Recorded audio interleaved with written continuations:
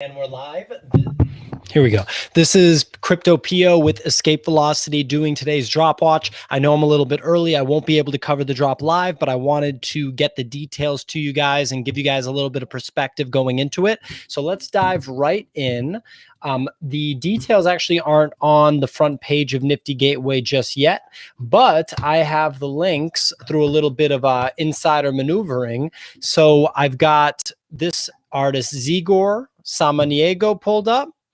I've got Lyle Owerko, and last but not least, Paul Milinski. So Zigor and Lyle are both NiftyGateway vets. They both dropped in late 2020. So they dropped in that period where, you know, the number of drops coming onto the market was relatively low. The mint count stayed pretty low for the most part.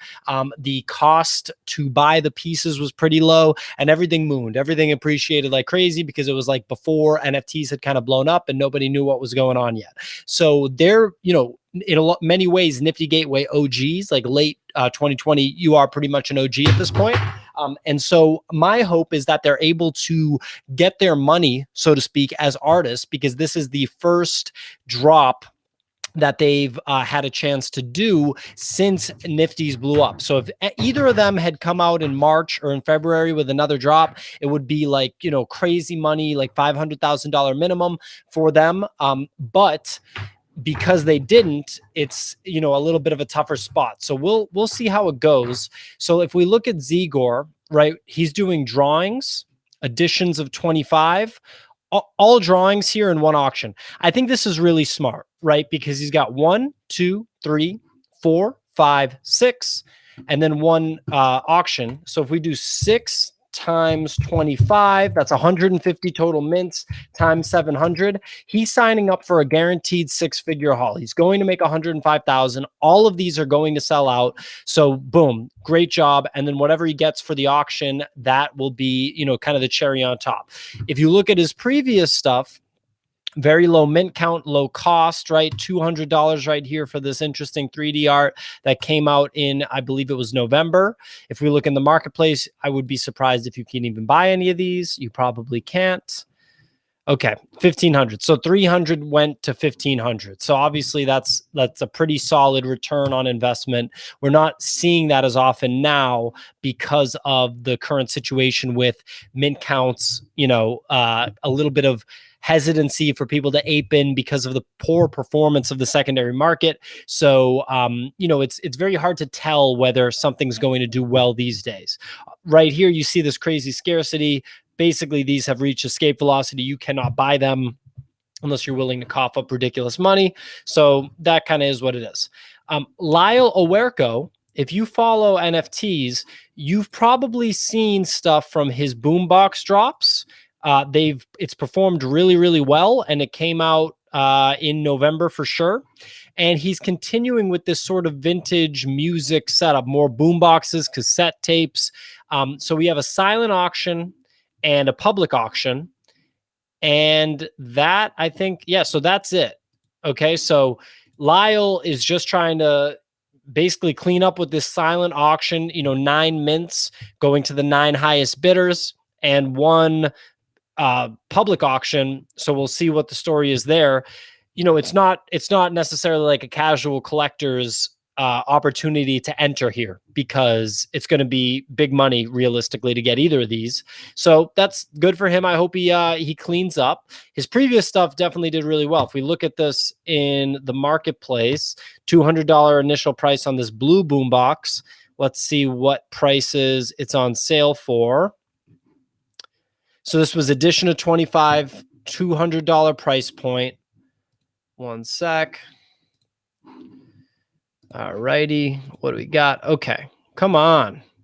NiftyGateway's slow even when the drops aren't happening. All right. So yeah, I mean, crazy appreciation here, you know, pretty much just escape velocity all around. I mean, you can definitely buy these for under $2,000 and that's cool. But, you know, at the end of the day, like you gotta look at how much it cost initially, right? So, and then for say the gold boombox, that was an additional one, I think for $2,600. How much? I mean, that's, you can't even buy that. The Chrome edition of 3, what do we got here? $6,000 to buy that. Actually doesn't seem that bad. White Boombox edition to 10. Okay, okay. And my partner Malachi is jumping on from Nifty Culture. Let's invite him in. Here, $6,000 to buy that. Actually, what's happening, Malachi? White Boombox edition to 10. Okay, okay. Got a little feedback coming in. I'm going to throw my headphones on now that we're going to be on a group chat. Yeah, sorry, I saw you were on and just thought I'd come say hello. Especially with the boombox. What's really interesting about this is, Dana White early on had one of the boom boxes behind his big desk in the UFC headquarters. And so when you think about these types, so when you think about these types of, and I know, we were chatting last night about some of your passions for the martial arts, and Rob's been OG on everything. He's been watching UFC since the old days. John's huge GSP fan, but we were watching it before Chuck Liddell and Forrest Griffin and all those days. They probably even go back before Shamrock. I came in a little bit later as usual with the Rob things. But when Rob saw the boombox, it might have even been before this drop, he got in on it. So Rob has a few of these too. But thanks for having me. We love supporting Escape Velocity and this, and we love the drops. And so whenever we can hop on, definitely going to. Absolutely, man. My pleasure. That's hilarious that Rob also has those boom boxes. He is just like the nifty selector. I mean, hey, anyone in my audience that's watching this, don't listen to me. Listen to this guy, Rob. I don't even know his last name, from Nifty Culture. He doesn't create regular content. He definitely should. And I'm trying to, get him, and Malachi's trying to get him to contribute more. But this guy has the picks. I'll tell you that. For sure. He's got his eyes on the prize, and he knows he's pretty good at knowing when to get out, which makes me excited. He's holding everything he owns. He's not going to sell. He wouldn't even sell me at Faces because I'm trying to add another Blau Slime Sunday Faces that I sold to get X copy because I had some liquidity challenge when an X copy was low in terms of ETH. But your earlier drop today on the Top Shots, and the title I think is still Top Shots. I want to fix that on the live stream, but what's really interesting is that he was saying Top Shots are kind of leveling off, but he's still holding strong on all of these. So for me, it makes me excited about all these drops. So I know you got to hop into some of the other drops, but the boom boxes, as soon as I saw it, I was like, I have to hop on and let him know about that. Yeah, I appreciate it. And yeah, I know Rob's mentality is to hold everything, which mine is too. I think I have a little bit of like buyer's remorse with the Top Shot stuff specifically because I kind of aped in for $1,000 when it seemed like it was really red hot. And then everything I bought got cut in half, so that's the only reason I think I'm trying to like make money back. But I honestly might pop on and just nix the stuff that I put up for sale, because I think I'd net like $25 US if everything sold, or like $30. So it's probably not even worth it. Probably better to hold and just more interesting to hold. This person, Paul Milinski, this artist, this is his inaugural drop for Nifty Gateway. So he's a Nifty Gateway rookie. We've got the towel chair, the Clover Lounge, the beanbag armchair. Have you ever heard of this artist, Malachi? I have not. Yeah, neither have I. It seems like it's more of the interior design, like, kind of really cool home idea, 3D artwork. We've seen a lot of this in the Nifty world. I didn't know that this was really a genre of artwork before I got into NFTs, but clearly there are so many artists that have just been plugging away at like 3D interior design, like architecture, artwork. Beige comes to mind, who did Lavish, which I own. There's a few different artists. One is slipping my mind, but he's got really cool stuff. Peter Tarka is the name I was thinking of. And I think it's such an interesting design technique. And I just didn't expect it to be the sort of like segment of the art market that it is. For me, I think like these are really collectible if you have a display. And I think that some of the art and some of the tranquility pieces of what we have going on with these, and the loops, like one of the challenges that really frustrates is when Nifty Gateway was kind of in peak Nifty Gateway mode, is that they were really, even the loops didn't fully connect. And so you buy this art, and it goes for like 30 seconds, but it doesn't loop. I actually bought the Sonita Sky Tea in the aftermarket, which I think is an incredibly beautiful loop. It's slightly different from the interiors by Foreign Family, Sonidas. And like I thought that it was the prettiest piece that I've seen in a long time. And so I actually personally love the aesthetic of some of these. But I don't, here, I'll paste it in the chat. But I think that they play really well when you think about, if I were to have a black dove display and in the background, something like this huge and bold and just the soft, subtle movement would create a really nice experience where, you have the wind, you have the subtlety. And that's the thing that I think that these really tell. There was one of the drops that I was a huge fan of, like, which one was it? It was the one with the pirate ship, and it was a pretty big drop, couple, like, less than Minerva Volume 1, which was, Rack and Friends. There was one drop in there, Manila Killa, that I thought was incredibly beautiful as well. So these open drops, sorry to take kind of off topic. When you think about collecting art, and if it tells a story, that's the thing that really gets me excited, is like the subtleties of these stories. And so when we look at these like pseudo landscapes, pseudo interior design with certain movement, when I see them, I try to watch it for at least a minute, maybe 2 minutes, and see, does this start telling me a story? Do I start really getting excited about it? And so with these types of drops, I think that there is, it's a subgenre of these movement NFTs with really strong interiors that really gets me excited. I really wish I won this one. This Desert Lullaby, I think, is a fantastic piece. And I'm keeping an eye out on some of the other movement pieces. There's a couple that are kind of near the floor, 200 piece, these interiors, that I think over time are going to become pretty valuable. But yeah, these pieces are pretty cool to me. I don't have one yet because I'm kind of I'm holding out to put in more blue chips because I think the blue chips continue to fall short term. So going back to what we keep talking about is, do you buy a bunch of these very inexpensively, or do you save up for blue chips? If I could do it all over again, I would definitely save up for blue chips, because if I look at how much money I've put into Nifty Gateway, I could have bought probably like a really great Mad Dog Jones, or like 2 really great Mad Dog Jones when I first got in. I could have definitely bought a bunch of Ferocious stuff, and I think Ferocious is still sort of shaking out, but I'm obviously not mailing it in on them yet by any means.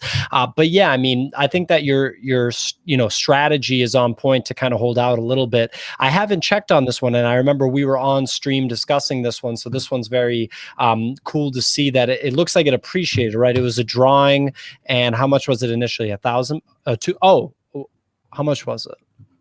Yeah, these were all they've all pretty much gone parabolic, to use one of John's words. And this is one of those buy and holds. And this goes back. I think you entered almost all of them, and like none of us won. And it was one of those. I entered 5. My wife entered 4, and none of us got any. And this is one of those that this is where Nifty Gateway isn't dying, as everyone says. Collectors have gotten smarter, and that's a good thing. And that means that these drawings that are affordable and everything else, it means that we have a healthy market again, which is exciting for me.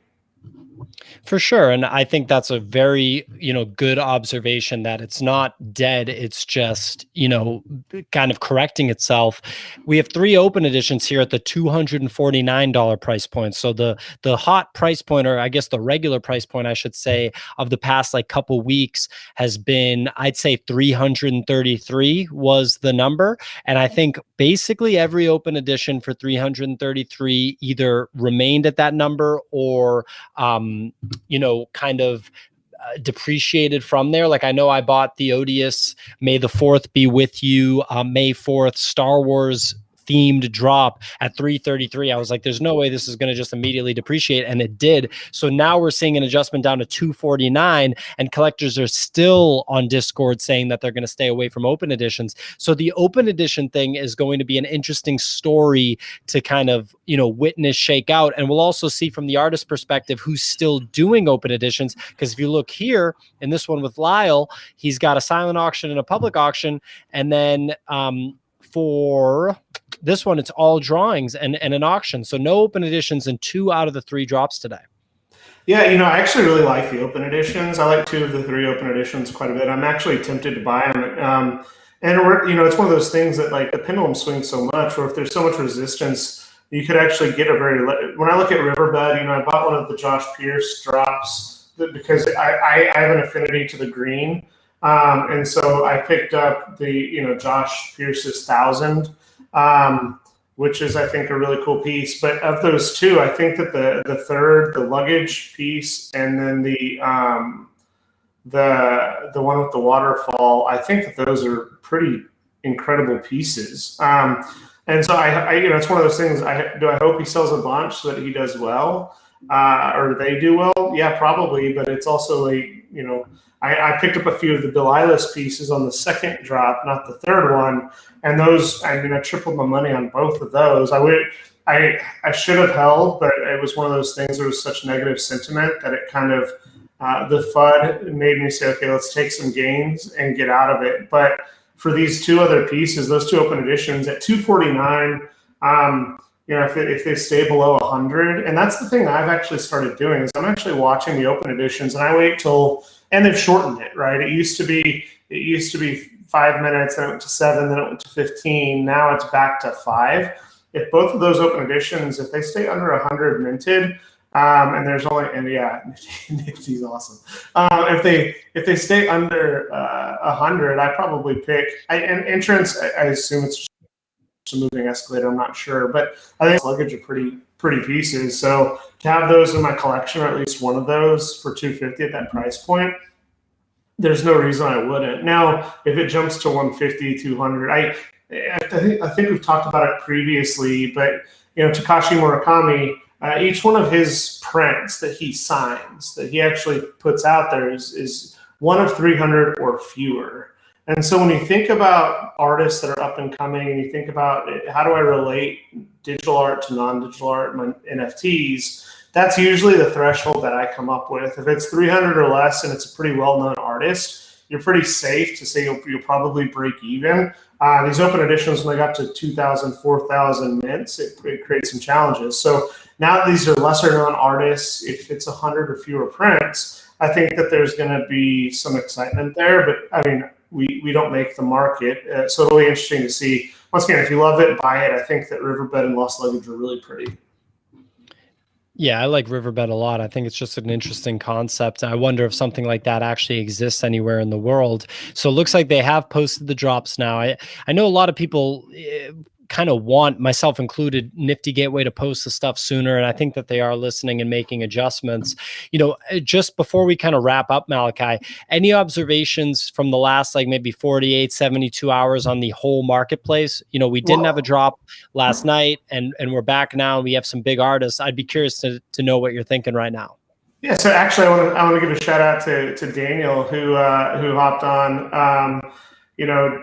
It's interesting. Actually, when Daniel was following us on the Beeple Drop feed, and I got to know a little bit on Twitter. I actually thought that he had won one of the Beeple Drops, and he actually took the inspiration that we said, like, buy art you love and will hold, and he actually bought one of the Beeples retail and paid a decent amount for it. So. It's one of those things. It's really awesome to see that we're helping, and I think he was saying that for art, it's find the pieces that you love, find the pieces that you want to collect for a long time. Thanks for following the Gary V. We may be going live later with Gary V. At least 3 of the 4 or 3 of the 5 people yesterday. If Gary V drops a little bit more, we're all going to be buying. It might be 505. We'll see. Giga Chat for 45K. So. Dude, that's awesome. Good for you. I think that the secondary market, it's one of these things. I have the activity feed for NiftyGateway up probably longer than I should. But you see that the floor has been set for a lot of pieces. You see that it seems to be coming back. I actually was talking on Discord with Maracho, who has a Discord, private Discord, Nifty Data View. They're working on putting a Patreon together. We actually want to pull him on a semi-regular basis to actually talk about more of the health of the market. So hopefully, when you get back from Miami, we can have him on next week he does deep dive analysis in terms of volume, secondary markets, and otherwise. So hopefully we can have him on, but it looks to be rebounding. It's never going to spike back. It never is a long time, but it's not going to bounce back to where it was in February. But it should be pretty solid. I think we're past that trough of disillusionment. I think the market's getting healthier with these fewer drops. Finally, I also think that a bunch of people bought a bunch of Nifties with a bunch of credit cards, and it took them a couple months to pay off those credit cards. And so you're seeing that now that they've realized, okay, they took their L's. Sometimes they're holding bags. They got rid of that stuff, and now they got a little bit of capital to start playing with again. So I think that's a piece of it as well. Yeah, a lot of people definitely held some bags and took some L's with credit cards. I have so much respect for people that convert their ETH into NFTs, especially if they didn't buy ETH like, in 16 when it came out, or whatever, 2015. So Daniel is saying, as for Gary V, I'm going to snap up a couple cores just before time is up. So I think that's a solid strategy. If you want to just get access to Gary V, that's a good move. And we covered that at length yesterday on Nifty Culture YouTube. That's NFT culture. And so Daniel, you said, is it crazy that Rebirth / First Jan are selling for 30 to 35K? What do you think, Malachi? Yeah, I think there were a lot of drops. I think people don't realize that. And he's hopping back and forth between people. We'll try and answer both of them. Sorry, Daniel. And if we don't answer anything, just hit me up on Twitter and we'll answer it, and then we'll answer it for everybody else after the fact. But one of the things is that this is the biggest Beeple drop that he had done. He was able to keep a lot of excitement with a lot of competition for a number of days, but he did also release more NFTs than he has previously. I think he may have done one bigger drop on Maker's Place beforehand. And then when you think about people, no problem. When you think about holding bags and you think about people covering their losses for some of the other massive NFT investments they have been making, I think short term, I'm a little bit surprised it dropped to 30 to 35. I think Mike thought it would be 50 to 75 would be the floor. So I think there's value. But once again, this is not financial advice. Don't go buy a bunch of rebirths at the floor. Just keep an eye out for it. But I think, if it falls to 20, I'm probably going to pick one up. I don't think it gets that low, but I do have some price alerts on this stuff. And then one of the, your last comment, yeah, I think we're all going to try and pick up the VCon admission. Candidly, we're working with Gary's team. We kind of kept it quiet. We're hoping it works out. We hope he comes on. We think we offer a lot of value. We think our audience is very, very focused, especially when you combine the properties of Escape Velocity, Nifty Culture, the Nifty Culture website that has thousands of visitors a day, and other social media. It makes sense for that. So we'll see if he hops on. I think we'll get him. But yeah, we all want to go to VCon. We're big fans of Gary V. So I think if it, you don't want to, when you have an assumption, when you have a thought that if I can be pragmatic and if I can buy it at retail or I can buy it at half an ETH, and all signs indicate that these admission tickets go to half an ETH, you don't want to spend dumb money. That's not smart. And so how do we place our bets? And so if we can all get it for half an ETH, we're going to do it. Yeah, and I think that there's a lot of really cool access that you get from Gary V, and we talked about that at length yesterday. Just on the rebirth front, seeing that it has a floor of basically 32,500, I think you have to keep in mind that this Beeple drop was interesting because he didn't set the requirement of having one NFT in your wallet for the drawings. I don't know if I remember specifically how you could get rebirth. Malachi, can you help me out here? How was it that you got rebirth specifically? Was it part of that top 100 auction thing?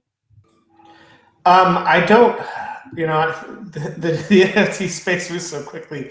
I don't remember either. I think that, no, it was Rebirth, I think, was just a general auction that anyone could enter. It was the one with Gollum that was the one that you were in one of the 100.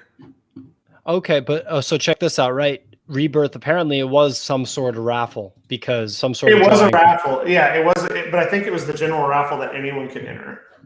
Exactly. So when you think about it like that, Daniel, this guy TDZ got it for $1 and it's the only NFT that he has. So whether he's a bot, we can speculate, whatever. It's someone that either used a bot or is just like a really lucky person that didn't have any NFTs and spent $1 to get this Beeple, and he doesn't want to hold it. He's looking at it as a lottery ticket, and there's more people just like him. And so if you look at the price history here, at first he was like, I'm going to make 98,000. Then he was like, I'm going to make 70,000. Then he's like, just going down, and now he's down to 32,500. Don't be surprised if this keeps dropping. This price was 14 hours, 51 minutes ago. This guy is trying to get rid of this thing as soon as possible. He had grand hopes of, netting almost six figures for it. And now he's looking at 32,500. He'll sell this for $2,000. Like, don't get it twisted. He'll sell it for whatever the floor turns out to be. And if it gets down to $2,000, he will sell it for $2,000. This guy is not looking to hold this. So, my advice, even though it's not financial advice, is to just pay attention to this and realize there's other people just like him in the Beeple market from the last drop right now. Well, and to add to that, to your comment, Daniel, when you said you don't understand why there are no buyers, it's the same reason we didn't buy the VFriends at 1.5 ETH. We have a pretty, based on there's the volume, excitement, budget, and what we think the actual buyers look like. If there's more supply than demand, we're going to wait for the floor. The VFriends has a firm floor. So if we think that there's going to be 5 VFriends at half an ETH, we're going to wait and we're going to pick them up. But with Rebirth, the reason that there's not this massive excitement buying it at 32 is because there's a lot of people that think it's going to go to 28. I think is probably where you start seeing some of that resistance, and then you also start seeing if it falls to 25. If it falls to 20, they're all gone. Yeah, exactly. We're going to find what the floor is. And, the way that you find the floor is people like this person, whatever, TDZ, just trying to sell and sell and sell, lowering the price because they got it for $1. It was a $1 lottery ticket that could turn into 32,500, but might drop down to like 20,000. Like, who knows? Excuse me. And so this is why I felt like Beeple should have made a 1 NFT requirement. The whole NFT community was kind of pressing him for it, but my assumption is he wanted it to go out to as many people as possible, like give access to as many people as possible for the drop. So yeah, I got to jump in a few minutes. Malachi, is there anything you want to add here at the end, whether it's about today's drops or anything about the market at the macro level? No, I mean, as always, Daniel, everyone who's watching this, follow us, follow Escape Velocity. We're actually going to start doing for both channels. There's going to be an NFT giveaway separately and maybe even combined. So the more followers each channel gets, the more odds that our followers have to win NFTs. Pio, thanks for having me, and safe flight. Thanks, Malachi. Yep. So follow NFT Culture on Twitter, NFT Culture. Subscribe to the NFT Culture YouTube channel, please. Me and Malachi drop content on that channel almost every single day. We're working to push towards more often to continue to keep everybody's attention here. And yeah, really appreciate the viewership. We'll have content from my Miami trip on physical displays and also an NFT curator, which I'm really excited to shoot, and I'm really excited to talk to her. So have a good rest of your day, everybody. Good luck with the drops. Bye, everybody.